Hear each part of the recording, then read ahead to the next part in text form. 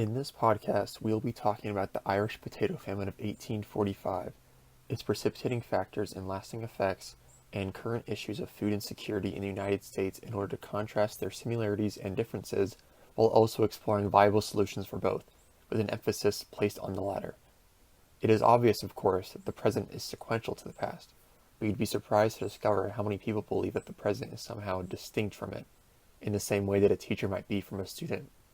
The truth is that, much like the people of the past, we too can be blindsided by the operations and deceits of our age, and come to believe ourselves immune from them. Perhaps this has only been exacerbated by the exponentially increasing quality of living across the globe, but even if the causes of this phenomena are uncertain, its consequences are most certainly not. By observing the present day as only a continuation of the past, and thereby subject to its same pitfalls, we can begin to see our past as not only our inheritance, but also as a tool for our shared future. For a bit of backstory, we see the effects of a society that is heavily reliant on the production of one single crop, being the potato. Due to a fungal pathogen that infected these crops, we begin to see the Irish population dissipate due to mass starvation, disease, and high mortality rates due to malnutrition. This would eventually lead to a mass wave of the Irish population fleeing to the United States, along with parts of Canada, to escape the famine. Now, when looking back at this terrible occurrence, millions of lives lost, we do notice from this is how the food insecurity could become a very detrimental thing to a society that heavily relies on one thing for too long. We must learn that understanding our food sources, along with our manufacturing resources, is a very crucial role in functioning as a well-run society. If issues aren't addressed early on, it leaves civilizations like we have just talked about earlier in a very vulnerable situation due to external outcomes.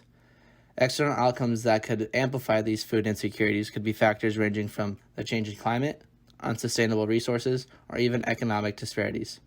Topics like these should not be given a blind eye to and should be discussed more often than not.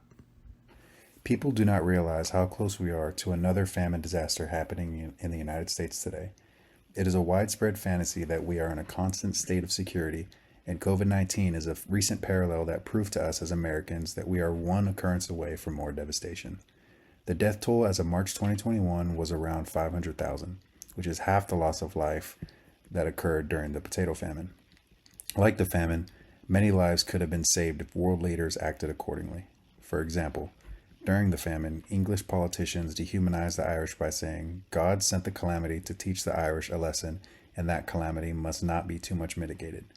Though the president's lack of actions were not as cruel, the Trump administration declared a free market approach to distributing life-saving supplies, and local governors were in a bidding war with each other for PPE and other medical supplies.